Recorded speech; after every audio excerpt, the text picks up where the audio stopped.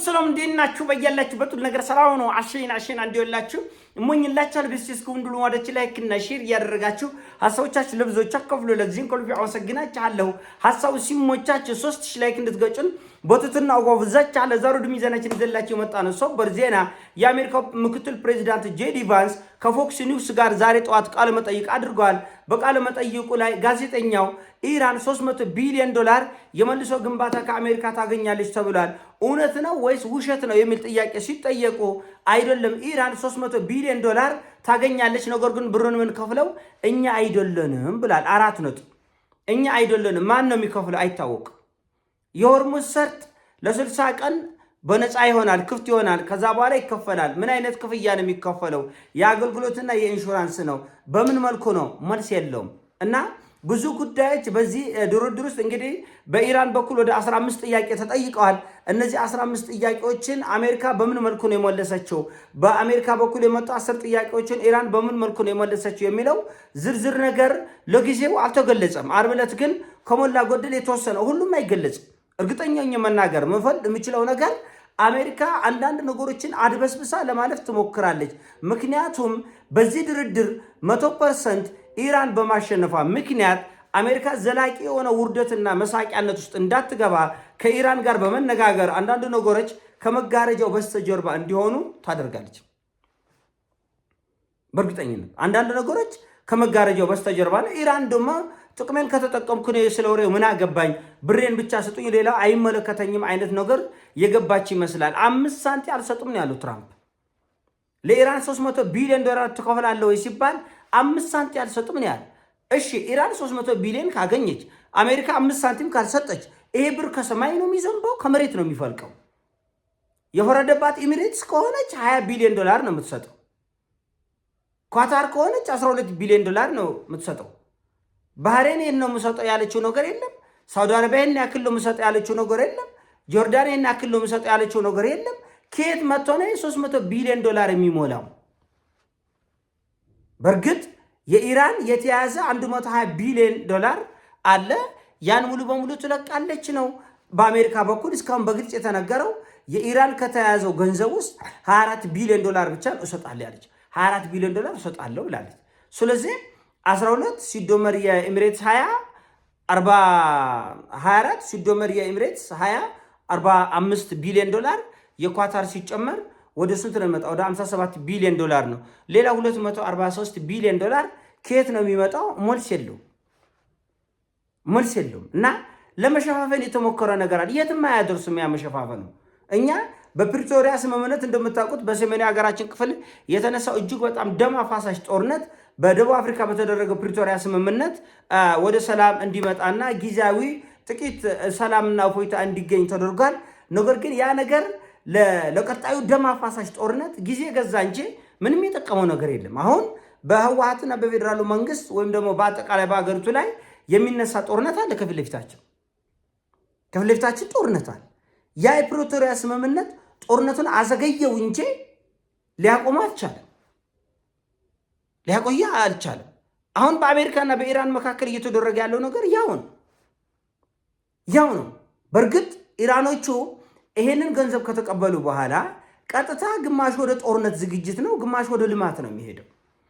አሜሪካኖችም ቢያንስ ለሚቀጥሉት 10 ዓመት በምንም መልኩ ኢራንን አይተነኩስም የሚል ግምት አለ። ባይሆን በደህንነት መዋቅራቸው በኩል ኢራንን ለማተራመስና ወደ እርስ በርስ ጦርነት ለማስገባት ብዙ ርቀት ሊሄድ ይችላሉ። በ100 ቢሊዮኖች ኢንቨስት ሊያደርጉ ይችላሉ። ሊሳካላቸውም ላይሳካላቸውም ይችላል። በቅርብ ጊዜ ግን አሜሪካ ኢራንን ለማጥቃት ምንም አይነት ፍላጎት እንደማይኖራት ተስፋ አደርጋለሁ። ይሄ መሸፋፈኑ ግን የትም አያደርስም። ቶንጋሎ ቢተፉ ከመልሰው ካፉ የሚባል አማርኛ አለ። ቶንጋሎ ቢተፉ ተመልሰው ካፉ ነው። አንድ ሰው በተኛበት ወደ ላይ ቢተፋ ምራቁን መልሶ አፉ ውስጥ ነው የሚገባው። እና አሜሪካ ይህን ነገር ሸፋፍኜ ፎግሬ አልፋለሁ ብትል ፍጹም የሚያዋጣው ነገር አይደለም። እና ይሄን ድርድር ለመሸፋፈን ደግሞ ብዙ ርቀት ቢኬድም ይሄም ትርጉም የለው። ሌላ ምን የሚባል ተረት አለ? ተደብቀ ያረገዙት ሰው ሰብስበው ይወልዱታል ይባላል። አንድ ሴት ከአንድ ሰው ወንድ ጋር ሆና ጫካ ብታረግዝ፣ ፔንሲዮን ብታረግዝ፣ የሆነ ሆቴል ብታረግዝ፣ በጨለማ ብታረግዝ፣ በየጥጋጥጎ ብታረግዝ ልጅ ሲረገዝ ሆድ እየገፋ ይመጣል። ሄዶ ምን ይመጣል? ምጥ ይመጣል፣ ሙጥ ይመጣል። ሙጥ ሲመጣ ምን ይደረጋል? ይጮሃል። ሬሳ አለ ይባላል። ሰው ሁሉ ተሰብስበው ማርያም ማርያም ይላል። ወደ ሆስፒታል ይዞ ይሄዳል። ወደ ጤና ጣቢያ ይዞ ይሄዳል። ሰው ተሰብስበው ልጅ ይወለዳል። እና ተደብቆ የተጸነሰ ወይም የተረገዘ ቢሆን ሲወለድ ግን የምጡ ቀን ግን መጮህ አይቀርም። እና ዓርብ ዕለት የምጡ ቀን ነው ለአሜሪካ እና መጮህም አይቀር ነው። እና ሰው ሰብስባ ነው የምትወልደው። ሰው ሰብስባ ነው የምትወልደው። ምንም አማራጭ የለም። እና እንደተባለው ጉዳዩን ወደ አረቦቹ ነው የሚያላክኩት። አረቦቹ ብዙ ነው ዋጋ ይከፍላሉ ያልነው ለዚህ ነው። ቃል በቃል ይሄ የመካከለኛው ምስራቅ የባህረ ሰላጤ አገሮች ዋጋ ይከፍላሉ፣ ዶም ታፍታው ነው ከዚህ ጦርነት ይወጣል ያልነው ለዚህ ነው። አሁንም ቢሆን እንደተባለው ከሞላ ጎደል አሜሪካ እነዚሁ አረቦቹን ዋጋ እንዲከፍሉ በጦርነቱ ጊዜ ከተማቸው ተመቷል፣ የነዳጅ ማጣራቸው ተመቷል፣ የኃይል ማከማቻቸው ተመቷል፣ የአየር መንገዳቸው ተመቷል፣ የኢንቨስትመንትና ፋይናንሻል ተቋማቸው በ100 ቢሊዮን ዶላሮች እንዲከስሩ ተደርጓል። እያንዳንዱ አገር በኢራን ምት ማለት ነው። በኢራን ምት ማለት ነው።